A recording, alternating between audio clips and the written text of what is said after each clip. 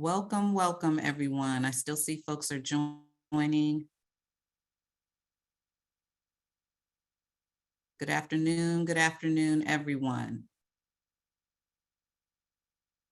Thank you for joining Jenny Mae's demonstration of the single-family pool delivery module for manual entry pool submissions. We are targeting this training to those issuers who plan to manually enter single-family pool and loan data in SFPDM. As we transition from JennyNet to SFPDM, there are no development requirements for manual entry issuers to begin using the application. So we encourage you all to do so.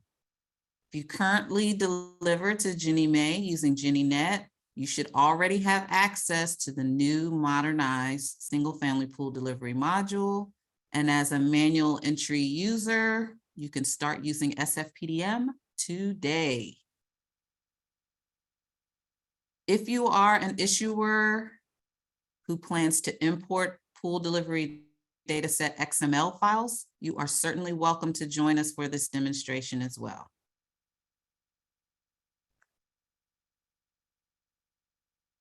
Throughout the presentation, we will allow you to ask questions according to the instructions that are on your screen right now.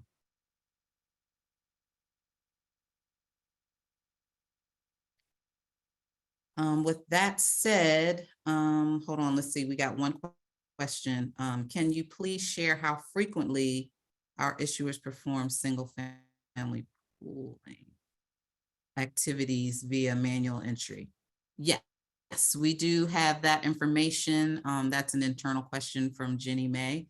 So yes, Carol, we do have that information on a weekly basis. We know who's submitting XML files and who is manually entering pools. So yes, we do have that information. With that question answered, and with that said, thanks again for attending, everyone. And let me hand it over to Padma, who will provide the single-family pool delivery module training. Padma? Thank you, Nicole. Good afternoon, everybody. My name is Padma Singaraju. I'm the business analyst for the SFPDM application. Today, along with Mr. Wade Gale, Manager Operations, we welcome you to the demo of the SFPDM application. Towards the end of the demo, you will learn how to create a pool manually. I hope you all are excited. Before I begin, I would like to check if everybody is able to see my screen.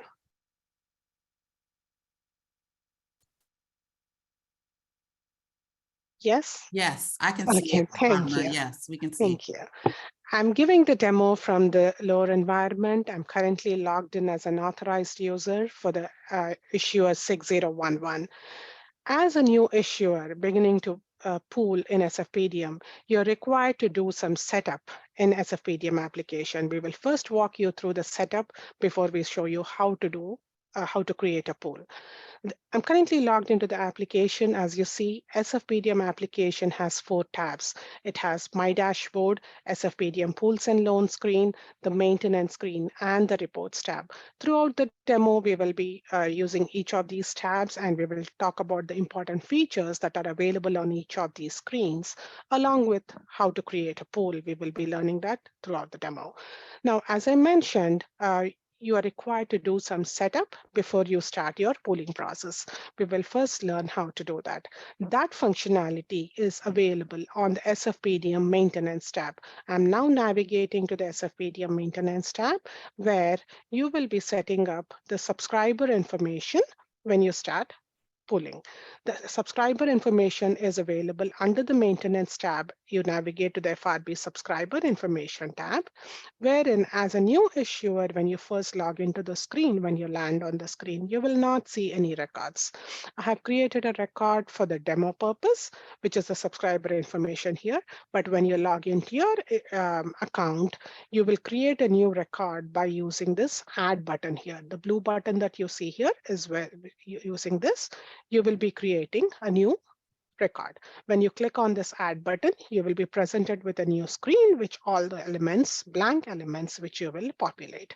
You will enter all the elements. These are the subscriber informations for the investor name, the bank account delivery description, the institution telegraphic abbreviation name, and etc.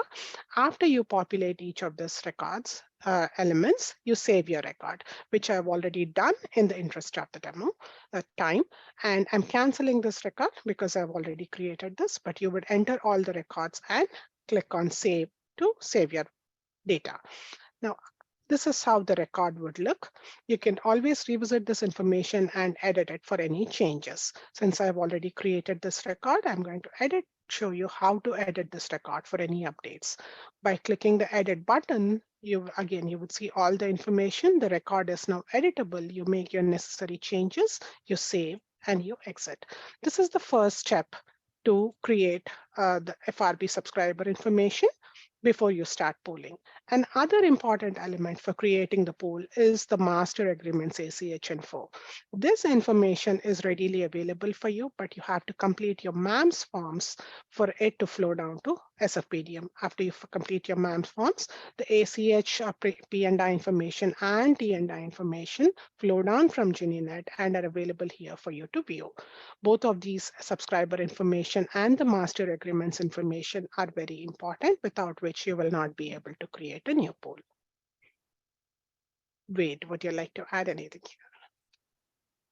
Just good afternoon, everyone. Don't let that screen intimidate you. It looks a little bit different than what we currently have in our legacy system, but it's actually asking basically for the same information. There might be 2 new fields there, but the same delivery instruction should be used according to how it's set up in GenieNet at this moment. So don't let that screen intimidate you, because it does look a little bit different. Padma? Thank you. Padma, would you talk a little slower, please? Sure, will do. Thank you. Any questions from anyone on this setup?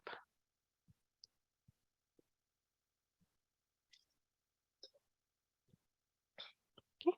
So now that the setup is complete, let's move on and learn how to create a pool.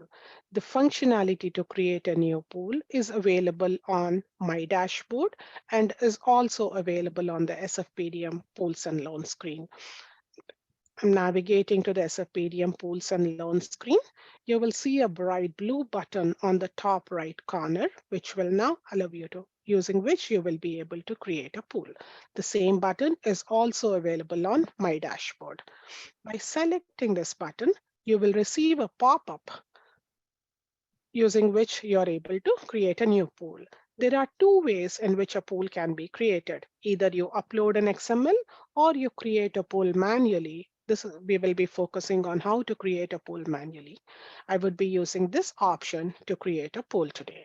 By selecting this button, Enter Pool Manually, you will receive a new screen wherein you will enter all the elements required to create a pool. Now, the pool information in SFPDM is synonymous to what you're familiar with, the 11705 screen in GenieNet and much more. It has the pool details information, it has the parties information, the general info, the master agreements, the certification agreement, and the subscriber info, everything conveniently combined and located under one single screen. Each of these sections can be individually collapsed or expanded. And this being a new system, and SFPDM also utilizes the MISMO standards, some of the names of the fields that you see here are different from what you are familiar with in the GenieNet world. For example, the pool identifier, maybe you were calling it the pool number there. The trade books entry date, you were calling it the settlement date in GenieNet. The functionality is the same. The elements are exactly the same, but they're known with a new name in the SFPDM application. Till the time you're familiar with it, there is a legacy document sheet that is readily available on the top right corner of the pool details screen, using which you're able to identify, see the mapping of what is the new element that is available on the screen here and what does it map to the legacy system. We recommend to print this out. This is a highly important document and a very useful document till the time you're familiar with the names in the SFPDM application. Now, going back to the pool details screen, as you see, there are several elements that need to be entered while creating a pool manually. Again, in the interest of time, I've already created a pool. We will go to the pool and see how each of these elements will be populated. I'm deleting this draft pool. All the pools that belong to you are listed under the SFPDM Pools and Loans tab. You will see a grid of all the pools that you have already created. Now, as a new issuer, you may not have so many of them, but you locate your pool using the pool ID here. And when you click on it, you will navigate to the pool details screen. This is the same screen that we saw earlier when we selected a new pool, but now this pool has all the elements already populated in it. Now, the first section that we have here is the header info section, wherein you enter the pool identifier number, the issue date of the pool, with the amortization type, whether it is a fixed pool or a NAM pool, the class type, structure, and the suffix. This is slightly different from what you have in GenieNet today. You were calling it XSF, CSF, MSF, etc. But now we know it as class type, structure type, and the suffix type. Beneath the header info, you have the parties info, where you select the custodian and the servicer, and also indicate whether it is a PET pool by indicating whether it is a yes or no, the transferee, and select the transferee. After that comes the general information, wherein you enter the state security trade percent, and some of the information for this pool is already populated for you. For example, the current principal balance amount, which is equal to the sum of all the loans UPB, is already calculated and derived and displayed. This is also useful in validating your data. Like, for example, this is the math that was done by the system by counting or adding up the sum of all the individual loans that belong to this pool. This value is also delivered by you in the original subscription amount. If both of them do not match, if there is any error in the value that you entered, system would stop you from entering this amount and before saving the pool, indicating that, hey, this does not seem right. The value that you entered is different from the value that we calculated. And similarly, the number of loans in the pools are also calculated or displayed in this section. Now, every pool, as it goes through the timeline of the pool, it's in the draft status now. This is work in progress. You create the pool, you validate, you apply the edits to it, you submit it to the custodian. The pool gets issued. There's a timeline for that pool. The history of this timeline, who created it, when was it validated, can be viewed using the View History button that is available here. By clicking on this being a draft pool does not have much details in the timeline. But even then, this pool was created yesterday, and I did some validation on it. And again, I made some changes. It was in the draft state. All the timelines on who worked the pool, when was it updated, is available by selecting the View History button. Beneath that is the master agreements that we saw on the maintenance page. Those values, you want to enter the ABA routing ID or the transit ID, you don't need to remember the long numbers. By clicking on the search button here, it shows you the setup that was available on the maintenance screen. You select the record and that gets populated here. And then, as I said in the beginning, the pool details is not just the pool information. It is a lot more that is available on the screen. The certificate agreement, the Form 117B, even that setup is done on the screen. And then again, the subscriber information that we saw on the maintenance, which was a prerequisite for creating a pool. This is that section that whatever we created earlier is being utilized here. And then the last section of this is the pool statistics section. Again, this is calculated by the system. It gives you a snapshot of everything that belongs to this pool. This pool has one loan. It is an FHA loan. There are no other loans in this pool. What is the highest UPB? How many short-term loans in this, etc., are calculated. And the pool statistics section gives you a snapshot of all the important information of this pool. Now, while entering this information, SFPDM also prompts you, this application also prompts you with certain business validations for you to minimize the errors and ensure that you're entering clean data before you create this pool. For example, this pool ID, as we all know, the identifier is unique to the issuer. You cannot have two pools with the same ID. Now, if I try to change this and I enter an ID in error that already belongs to this issuer, it will stop me when I save the pool. I changed the number. It was a 52 number earlier, but I changed it. And in error, I gave a pool ID that was already utilized by this issuer. When I do it and I try to save my data, it stops you upfront with validations indicating that this is a duplicate pool ID. You have already used this. And by correcting it,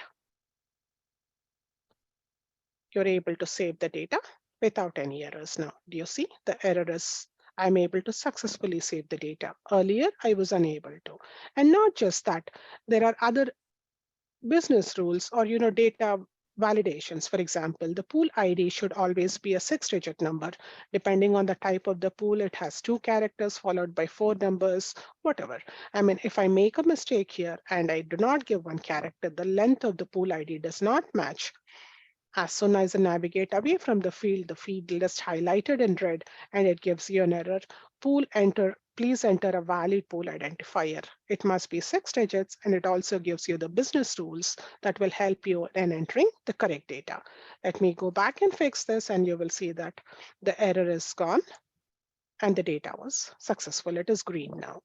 And similarly, the issue date, you can only create pools with an issue date of the current month or the next month. So in the drop down here, only those 2 options are available.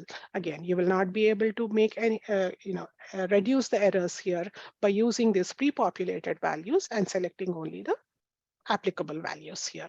Also, the settlement date of the pool, as we see here, which is called the trade book entry date in the SFPDM world, there are business rules around it. There are many rules actually. So when you go hover here, as soon as you hover to that field, the business rules are already displayed in a pop-up here. It says the trade book security trade book entry date must be a business day. It must be greater than the current day. It must be within the same month of the pool issue date. Everything is already mentioned here, which again allows you to enter the right data. So, and after you create the entire pool by populating all the values here, you go ahead and save your pool. Padma, can you still slow down just a tad? Thank you. Okay, sure. Okay. And I just want to mention one thing here, the delivery to field that you have in GenieNet. For those of you who are familiar with it, it's a single field separated by a slash, and you enter the values before and after the slash. It's a single field with 2 values in it. The way you enter the value in SFPDM is slightly different. You have the values in 2 different fields. Again, the mapping document gives you details of how to enter this field. It tells you the delivery date field, which of the value has to be before that and which of the values have to be after that. This belongs to the deliver to field. The institution telegraphic abbreviation name is part of the deliver to field. So wherever the names are different or the way you populate the values are different, those instructions are available in the legacy sheet.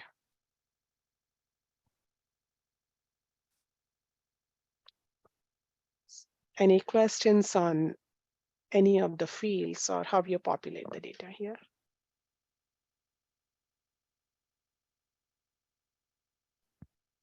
There was one question that came through the chat, Padma. They asked if you have more than 1 subscriber. I'm sorry, this came in earlier when you were doing the SFPDM on the SFPDM maintenance screen. Mm-hmm.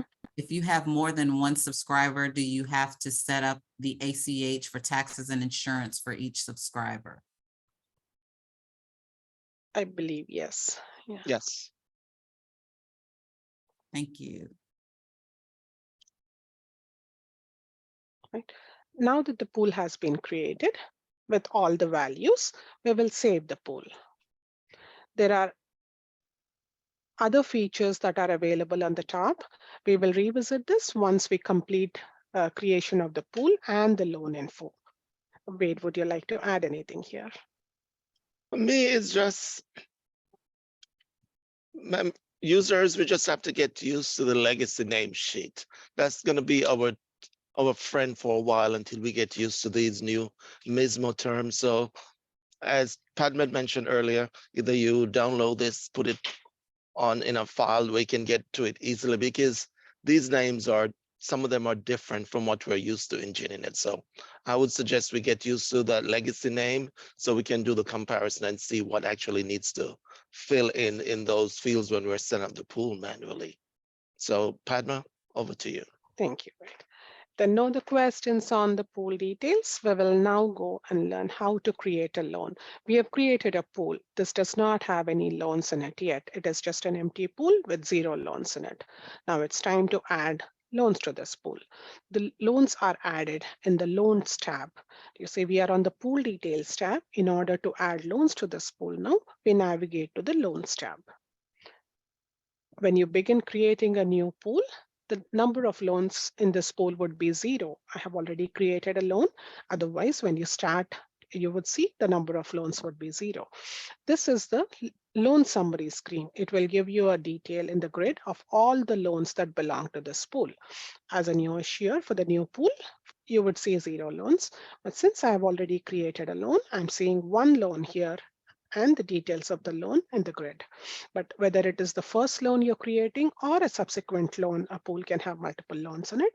You would create it using the Add a Loan button that is under the Loan Details tab. The look and feel of the Add a Loan button or the loan details screen is consistent for the user experience throughout the application. Whether you're creating add a pool or add a loan, you've already seen how it looks, and it is very similar to what you have seen on the add a pool button. When you click on add a loan, similar to the add a pool functionality, there are 2 ways you could create a loan. You can create a loan manually, or you could create a loan using the upload button. Since we are learning how to create a loan manually today, we would be selecting this option. By selecting this button, similar to the pool details screen that we had seen earlier, you will be presented with a screen with all the elements that belong to this loan that you will have to populate. The top section of this loan detail screen is the pool header info. This loan belongs to this pool that we have just created.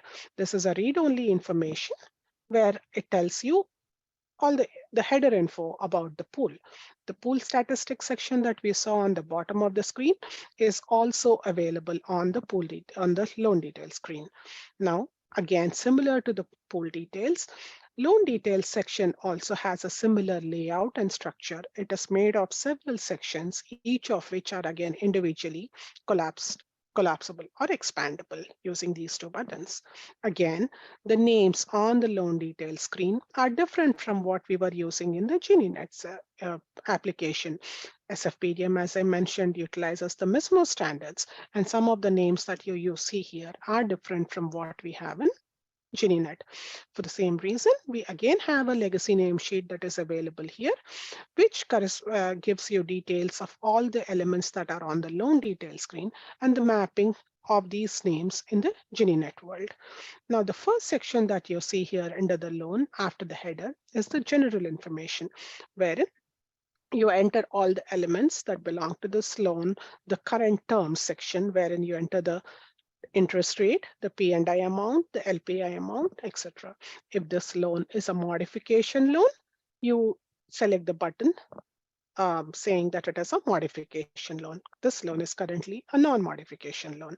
Again, after the terms section, you have the property section wherein you provide the details of the property that belongs to this loan, the address of the property, the appraised value. There are some net new elements that you see here that were not there in GenieNet. And after that comes the borrower information, where you enter the names of at least the primary borrower, which is a mandatory record. And then you can add up to 4 secondary borrowers, which are optional. And then this has the closing information for a non-modification loan. This being a non-modification loan, you have to enter only one section, which is the loan closing information. Again, as you see, there are a number of elements that need to be populated here. In the interest of time, I've already created a loan for you.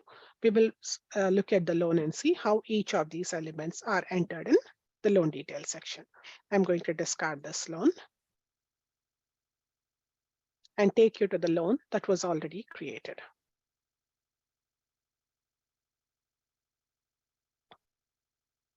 So in the grid here, on the loan details tab, where I said it will display all the loans that belong to this pool, you want to navigate to any particular loan, you click on the loan ID, it takes you to the loan. I have only one loan here, I'm selecting this. It takes me to the loan details screen. This is the same screen that we saw earlier when we clicked on add a loan, but now it has all the elements that are already been populated. Now let's look at each of these elements here. The current terms, this has an interest rate of 5.5. This is LPI due date of 2023-11, and this is a modification loan. When it is a modification loan, it should have two sections, a closing section and the modification section, right? What are the elements as of pre-modification and what are the new elements after the loan has been modified? So for this loan, when you look at the bottom, there are two sections. When we saw earlier for a non-modification loan, this modification section was not there. Now that we have selected this option as a modification loan, you will see that this section is repeated, some of the elements as of closing and as of modification. What was the maturity date as of closing and what is the new maturity date as of modification? What was the note amount as of closing? What is the note amount as of modification?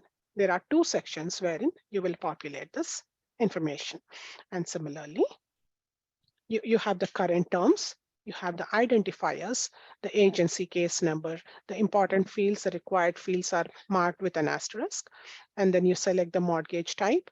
Depending on the mortgage type you select, there are 4 types. When the mortgage program type is auto-filtered for you.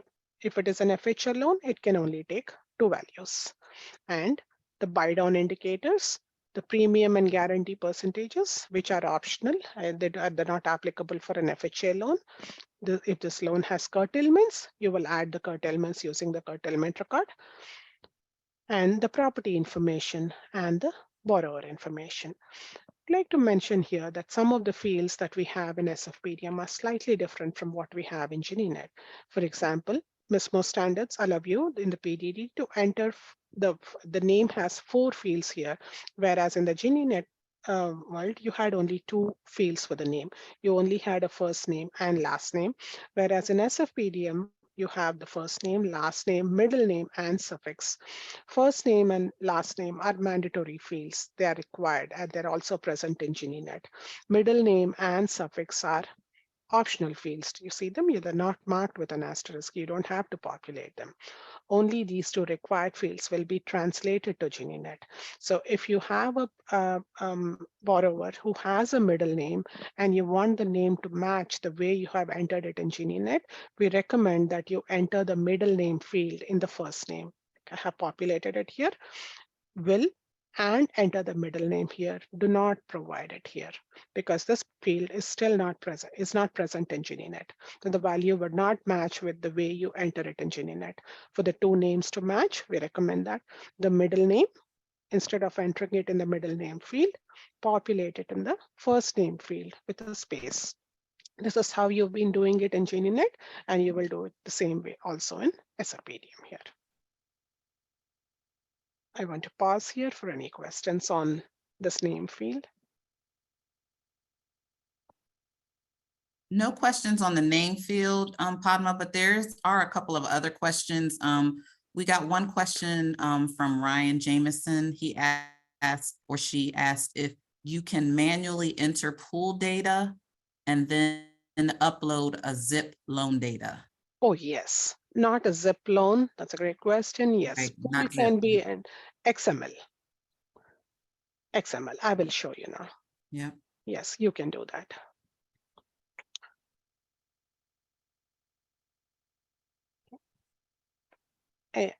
Any other questions on the loan details? There is another question about credit score, but do you want to go ahead and show the XML? I think did you show that already? I did, but I will go back and show again. Yes. Yeah. Credit score value. Yes, it is in the borrower section. Yes. So the question is, since the credit score value is required only for the primary borrower, is this field based on the lender's decision-making or based on borrower that the insurance guarantee will be issued under?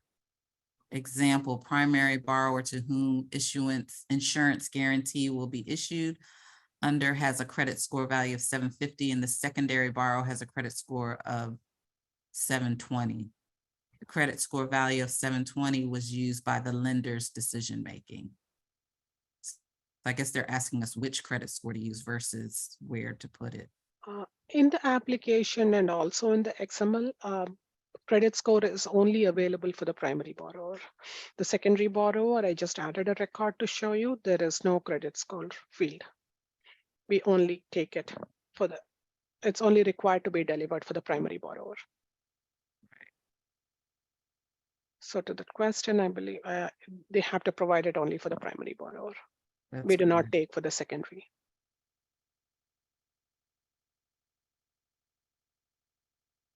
I think the question was more which one, but we'll have to take that one offline. Lovey, we'll look into that to give you that response.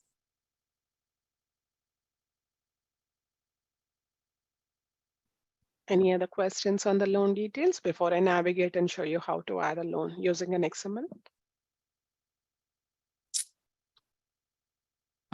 There's another question. Can you now deliver mod via SFPDM? Oh, yes. If that is modification loan, yes. We have seen how to create a loan using modification indicator. This is a modification loan. The question was asked, when will the middle name be activated? That has not yet been determined just yet because we do have to push the data down to GennyNet for certification. And currently GennyNet doesn't allow, doesn't ask for middle names. So we haven't yet determined when that will change.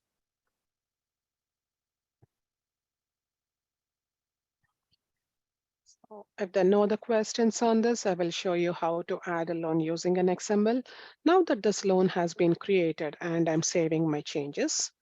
Oh, because I had another secondary borrower and I did not populate those values. So it took me right to that section saying, hey, you have a secondary record, but it did not populate the required fields.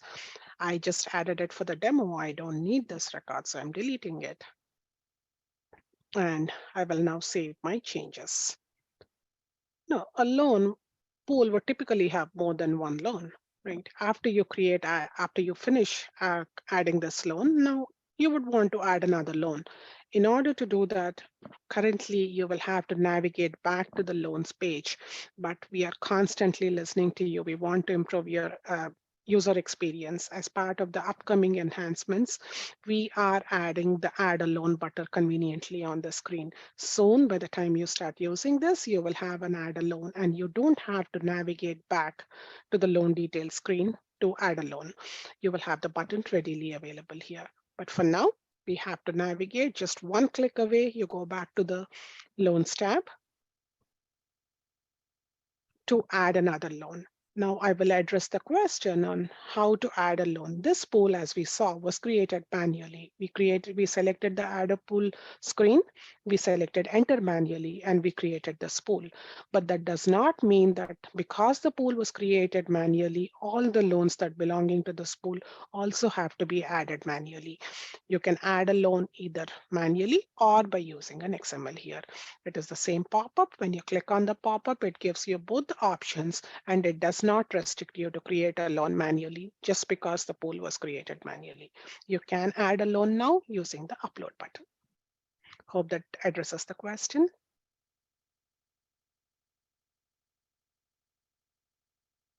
Yes, thank you, Padma. Okay. Now that we have created the pool and the loan, the next step would be to verify if there are any validation errors in this. I'm already using new words. Validation, it is synonymous to applying edits in GennyNet. Again, you don't have to leave the screen. You don't have to exit the pool to apply the edits. You can validate the pool on the pool details screen or on the loan details. You saw the button there. You validate, which means I'm applying the edits, right? By applying the edits, it will check for all the business rules for the pool and loan and will let you know if there are any errors in this pool. Now, SFPDM also generates notifications at every stage of the pool, whether you're creating the pool during import, also you're able to do the validations. But if you're creating a pool manually, you can validate the pool at this stage, and it will generate notifications at every stage informing you whether the pool has passed validation or there are any errors. If the custodian has certified your pool, if the authorized signer has attested your pool, there are different actions that are taken either by the issuer or by the system. For every action that is taken, either way, you will receive a portal notification keeping you informed about the success or failure of that action. Please note, I have 1,441 notifications here. Now, as I'm submitting this pool for validation, I first receive a pop-up saying that the pool has been sent for validation. You will be notified if there are any errors. I have already received the notification even before I could close the pop-up. You see the number has gone up. I have 42 notifications now. By clicking on the mailbox here, you will see that this pool has passed validation. You can I missed the notification reading the pop-up, but no issues. I can always go here, go to the mailbox, generate, see my notification and click on it. It opens the pop-up for me. This pop-up is very important. If you encounter any errors, while submitting this pool, or it is important that we note the notification. If you can send a screenshot of it, we will be able to tell you whether the pool passed and what are the errors.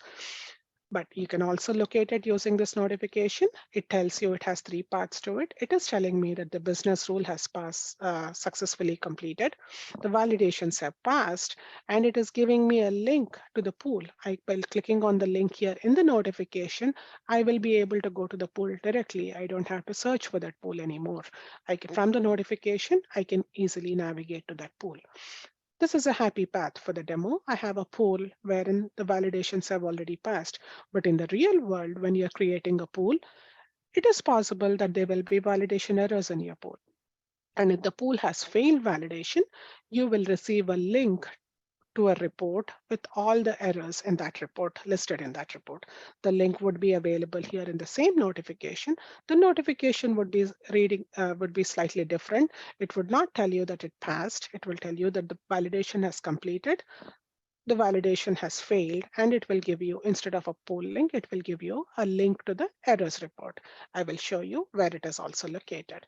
Now, this being a happy path, the validation has already passed. I'm clicking on this and going to the pool detail screen. Everything looks good here, but if there were any errors in that pool, you will see the errors on top. We already saw a few errors when the business rules were not right, or the length or the pool values were, the data types and lengths were violated.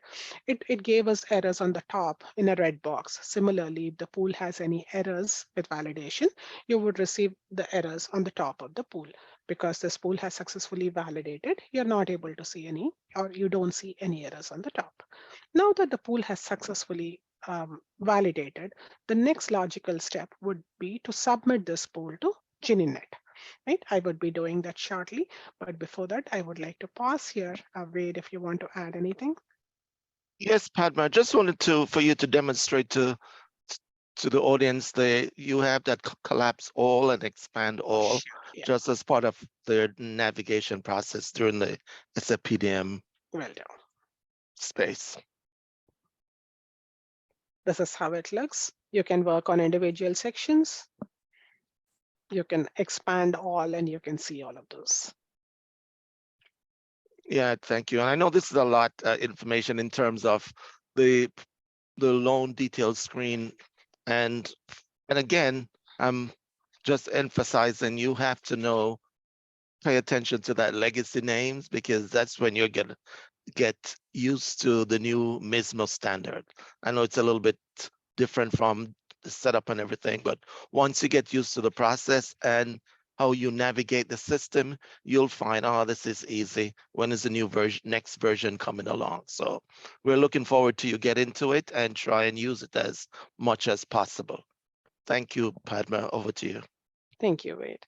Before I submit this poll for to Janinet, I would like to know if there are any questions on this page or the process of validation.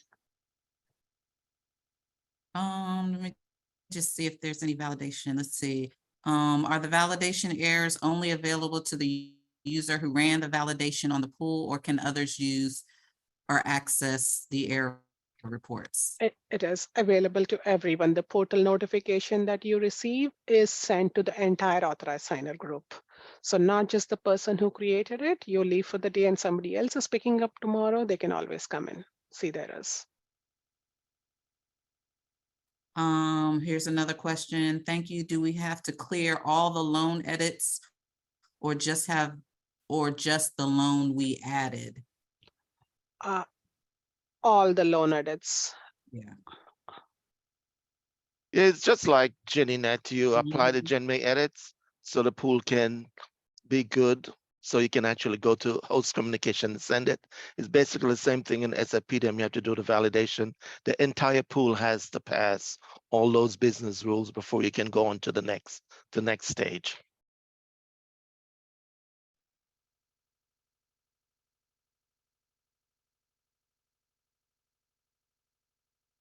Any other questions on this? Or I will now show you how to submit this pool. So far, we have created a pool. We have added loans to it. We have applied the edits. We have validated it. The pool has passed validation, and now we are submitting this pool to GenieNet. You do that by selecting the Submit button on the pool details screen. This is also available in other places. I will show you. By clicking the Submit button, you receive a pop-up with the disclaimer. You attest to it, you agree, and you submit the pool to GenieNet.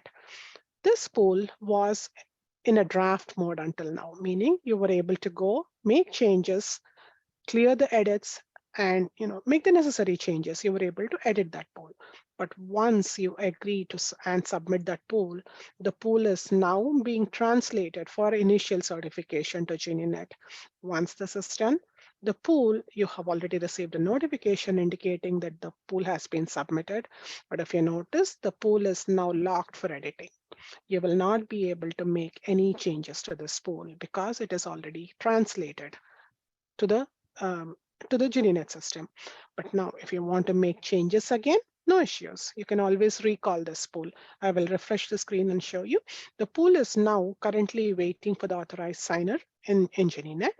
But if you want to make changes, you did this in error, or you want to make any other changes, you have a recall button using which you can recall the pool, make the necessary changes, and submit it again. Now that the pool has been submitted, I will show you the other features. As I promised in the beginning, we will see the other features that are available in SFPDM application. I'm currently on SFPDM Pools and Loans tab. A pool goes through various stages of the life cycle. We create a pool, make the necessary changes, add loans, apply edits. Until then, the pool is in the draft state. After that, we just submitted this pool for initial certification. And then it becomes initially certified, the custodian approves it. And then you're familiar. After that, the mainframe, it gets issued in 3 days. It's time for final certification, draft, etc. Now, this issuer has 252 pools, and they belong to various stages. The schedules that you see here not only indicate how many pools are in various stages of the life cycle, but also work as filters. By selecting the filter, for example, if I click on this schedule, it tells me that there are 17 pools that are submitted to GenieNet. When I click on that, the filter is applied and it displays the 17 pools that were submitted. This is the pool we just created and submitted. It is in GenieNet, DH6352. When there are so many pools, 252, and you want to search for a pool, you don't have to go through this entire list. You can search for a pool using the filters that are available here by typing any number of the pool, or if you don't remember, it filters and shows you that pool. The filter is available on the pool ID, the custodian ID, the dates. There are advanced filters beyond the capabilities that are available on this grid. You can search for pools using the advanced filters, which is the pool ID, issue date, anything, expand, and you can select for an issue date and search for all the pools belonging to that issue state. You also have some quick filters here, ready for submission. I have logged in as the authorized signer, but there is another user, the basic user. The basic user creates the pool and the authorized signer will have to approve it and send it to GeniNet. So this indicates all the pools that were created by the data entry user and is waiting for the authorized signer approval. You may mark some of your pools as your favorite pools. You can filter them by using this filter. Pools that have been rejected by the custodian. You have sent it to the custodian, but for some reason the names did not match, or for any reason the custodian has rejected that pool. You will be able to look for those pools by using this filter. Any pools, the question that was asked, am I receiving the notification because I created the pool, or the error report is available to everybody? Anybody can come in and search for that error pools by using the error filter here, and they can see the error report and fix them. Pools that have passed are available here. This is the grid wherein you will see all the pools that belong to you. By selecting the pool ID, you will navigate to that pool. I've done it a few times, but I have not mentioned that. By selecting the link on the pool ID screen, you're able to navigate to the pool details. I'm doing that now. We've already seen the screen when we created that pool, but there is a lot more available on the screen, which I've not taught you, I'm not shown you yet. So let me take you back to another pool.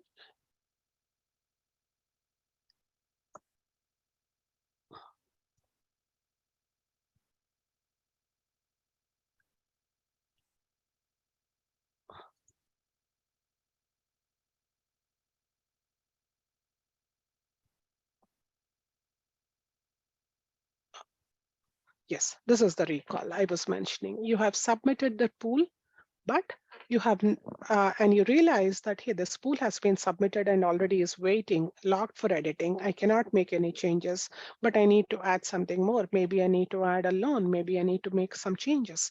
You recall your pool, and then you can make the changes. I wanted to show you the recall button. And also, there are other features I will show you now.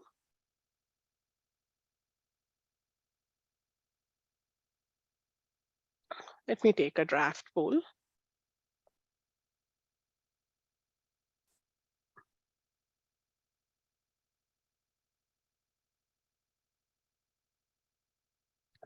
The buttons that you see on the top.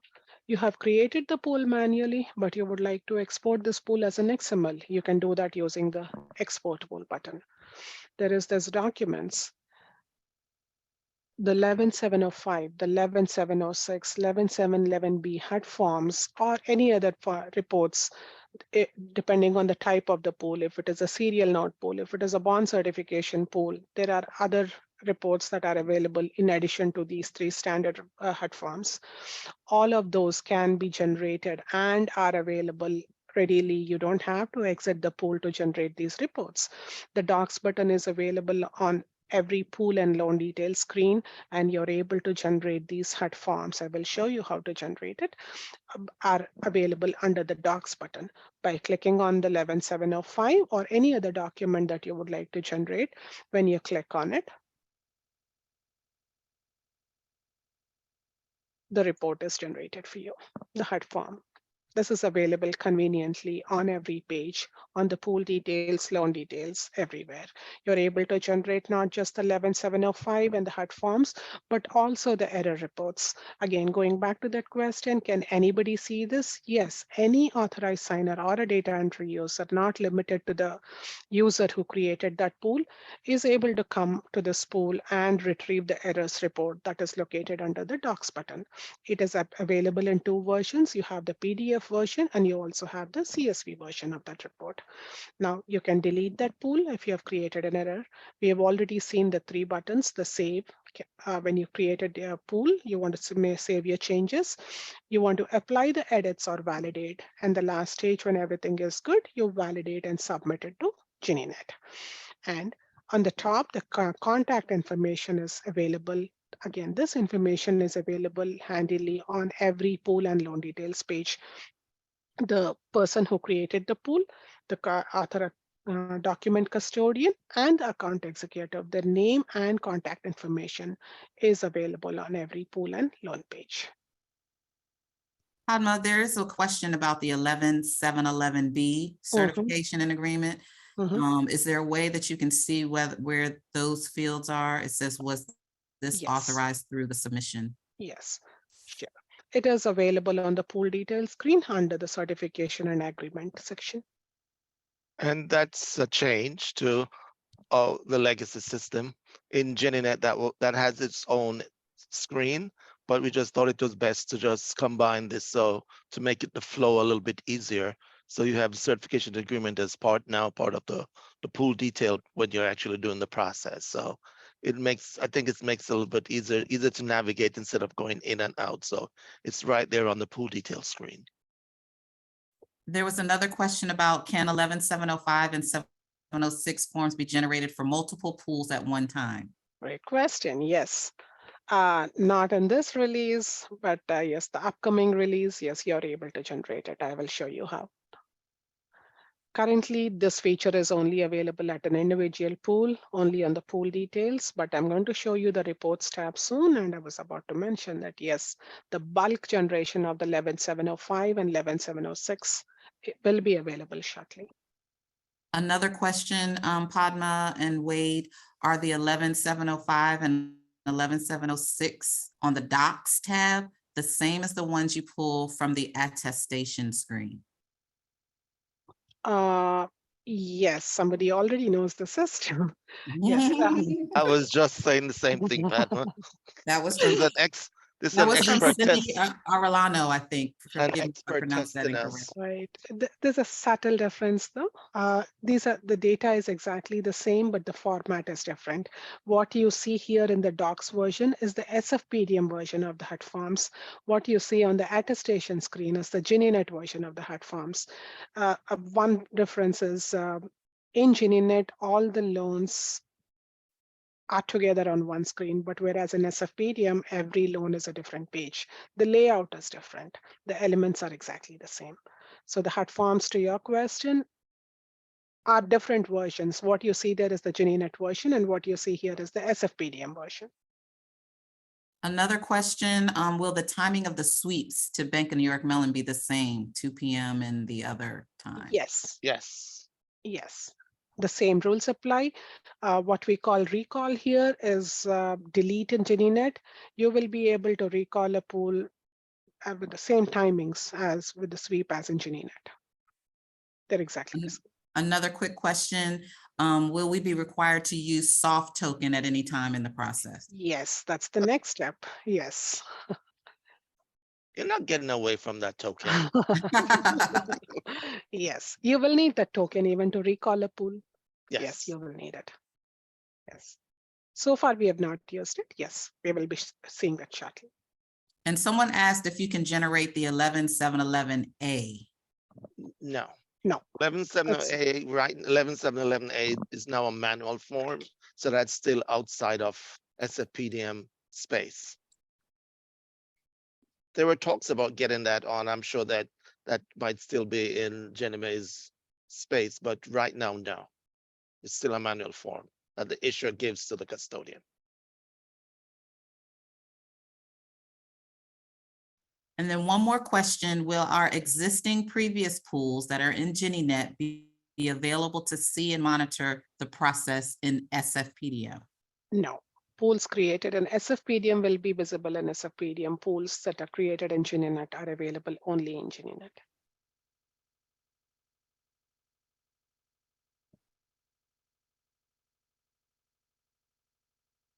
Is everyone able to recall the pool, or is it just authorized signers or administrators?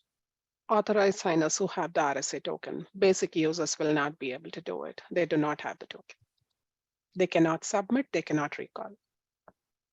And I'm guessing that's the same today with GennyNet, right? Yes, separation of duties.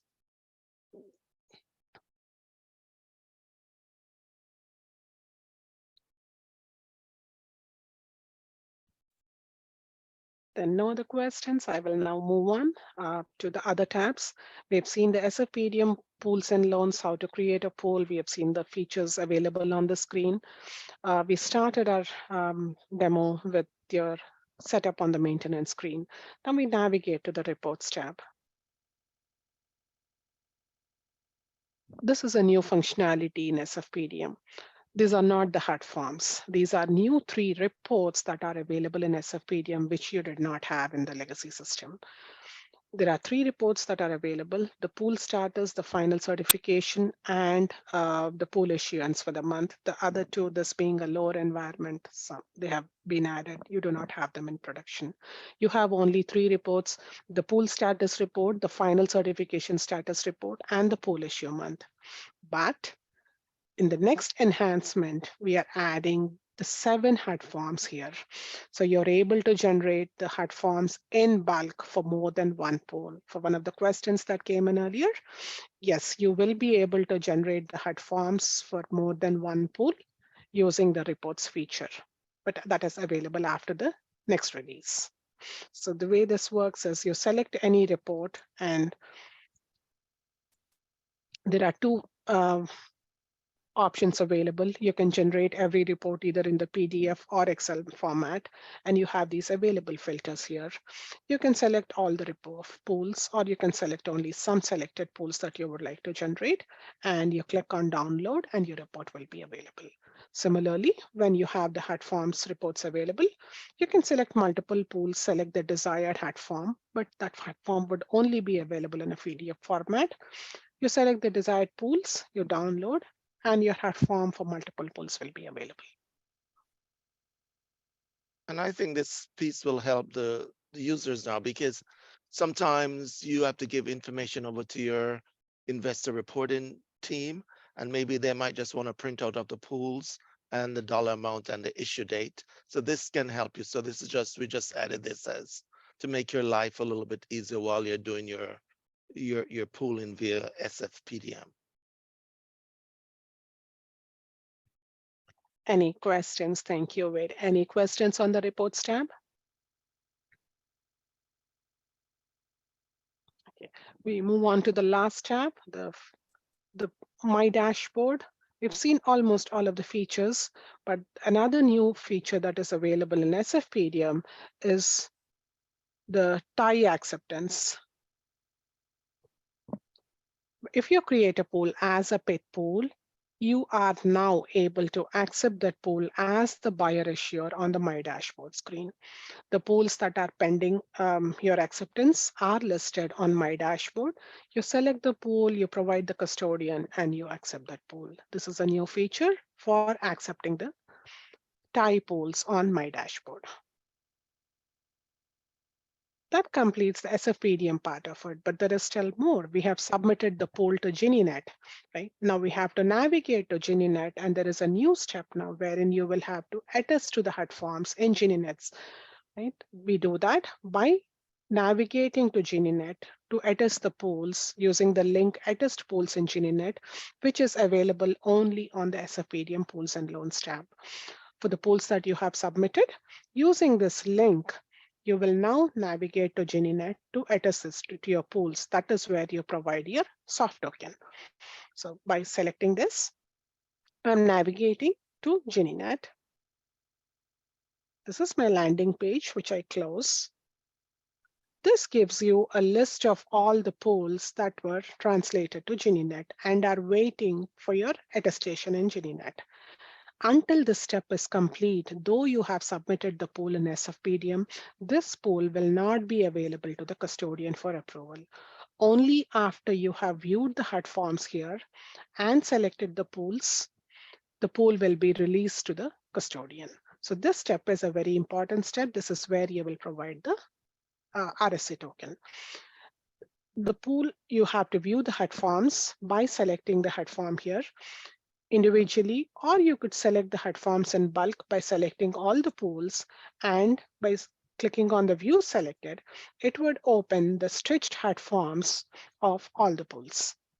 We had 2 pools there, and I've selected the view selected. So it gives me the 11706 combined, stitched combined of all the pools that I have selected.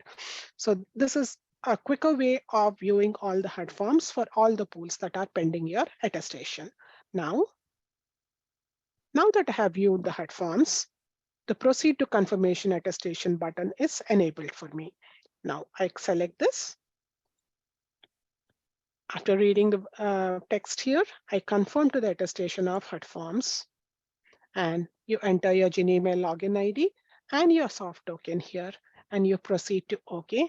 And that's when the attestation is complete and the pools are now released to the custodian for approval. Until this step is complete, you may submit the pools from there, but we receive inquiries. I've submitted the pool in SFPDM, but the custodian is not seeing it yet. It is because this step was not complete. It requires submission there and attestation in GDNet, and the pool will be released to the custodian. Any questions on this?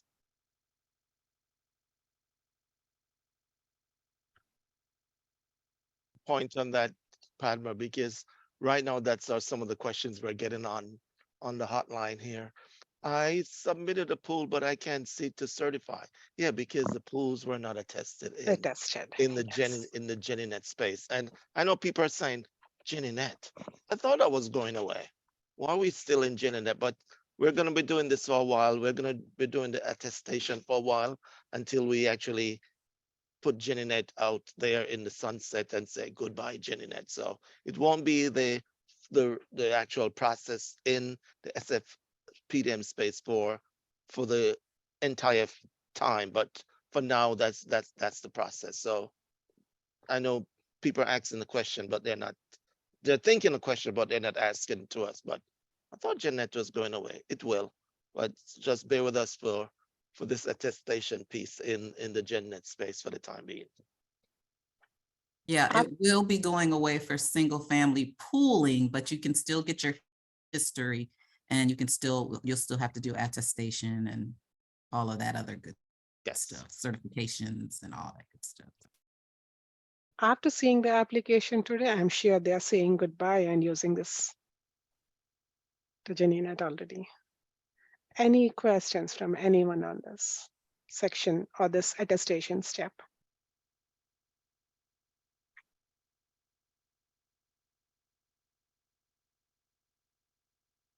Okay, moving back to SFPDM. A quick recap of what we saw today. We navigated using a single sign-on. We logged into SFPDM. We did a subscriber setup as a prerequisite for creating polls on the SFPDM maintenance screen. We also learned that the MAMS forms have to be completed for the ACH information and the P&I information to flow through. You don't have to set it up, but the MAMS have to be completed. Once both the steps are completed, you're ready to start polling. And in order to create a pool, you have the blue button, the Add a Pool button, which is available on the Pools and Loans or on My Dashboard.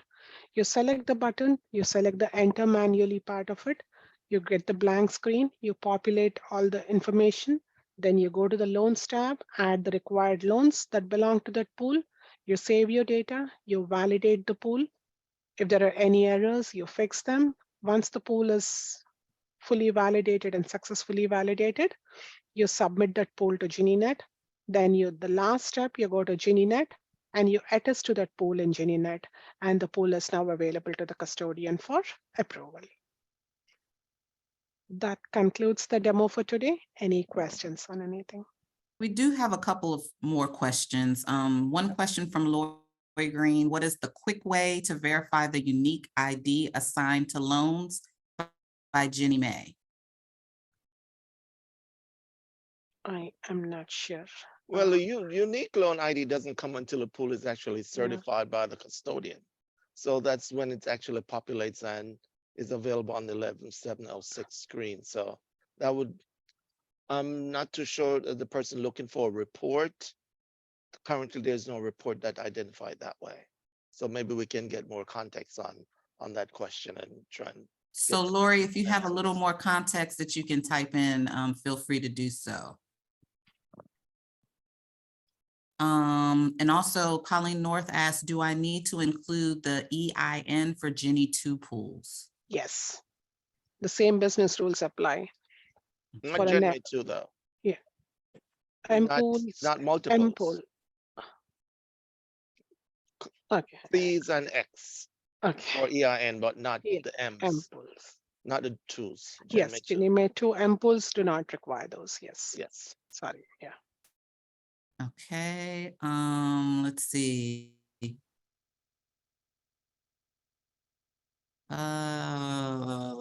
Let's see. Eric asked, does GennyNet or GMET provide the QSIP ID on any custom pools?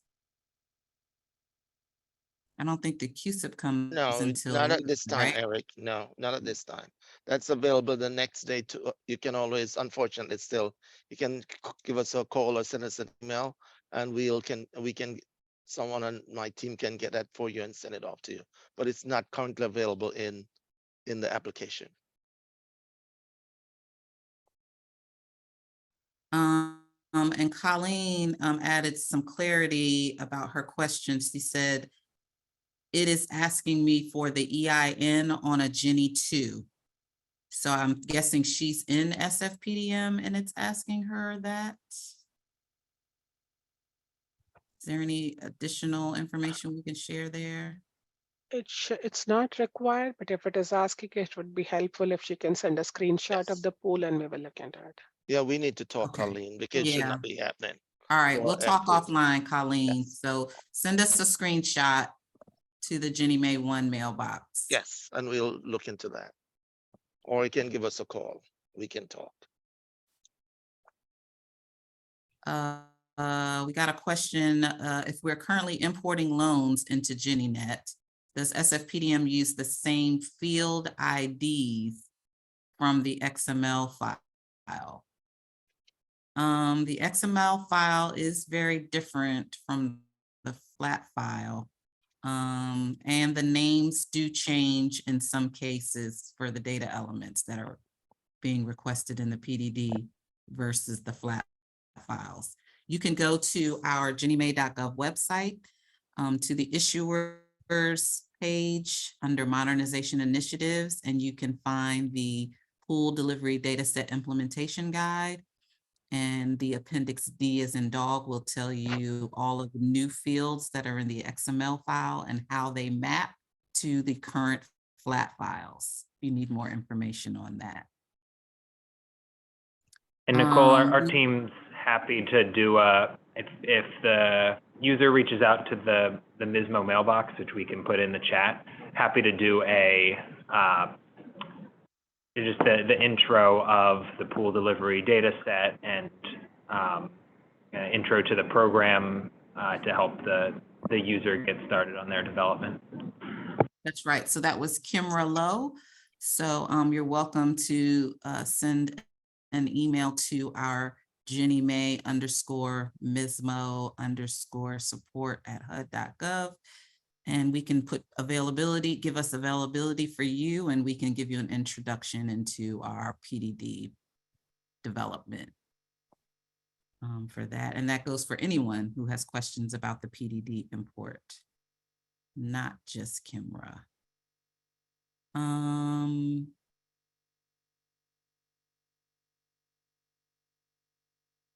Trying to see, we have 3 more minutes. Trying to see if there was another question about, is there an easy way, Padma, to clear out the mailbox? I guess they see your 1,000 mailbox and items in your inbox. They want to know if there's a quick way to clear out the mailbox. No, that's unfortunately not at the moment, but you know, we're working with Ginny May to put some enhancements in that area of the portal. Okay. All right, we do have a couple of more questions, but I think what we'll try to do is take those questions offline and try to respond to you all offline with these last remaining questions. As well, how much time? I think do we still have another 15 minutes? Yeah, this is scheduled for 90 minutes, so 3:30 Eastern time is our end date. Okay. Let's see if we have any other.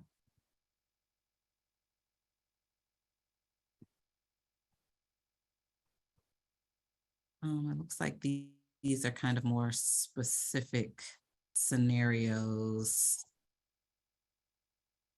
Yeah, Nicole, are you thinking for the specific scenarios, we'll just have our team follow up with that user? Yeah, I think that's what we'll do for these last remaining ones. I'm just trying to get through just to make sure I see all of them. Yeah. For the anonymous attendee that asked about the mortgage revenue bonds, if you could send that email or your question to that Mismo mailbox that's in the chat, just since you show up as anonymous, we wouldn't be able to get back to you effectively otherwise. But everyone else, I think, who remains, we can provide feedback. There's a question, another question, will there be a faster way to receive QSIPs with SFPDM? I think we already answered that it's still the same process as it is for GennyNet. Yes. So yes, so I think everyone else is a little bit more specific as far as questions. So, Lawanda, would you like to close us out?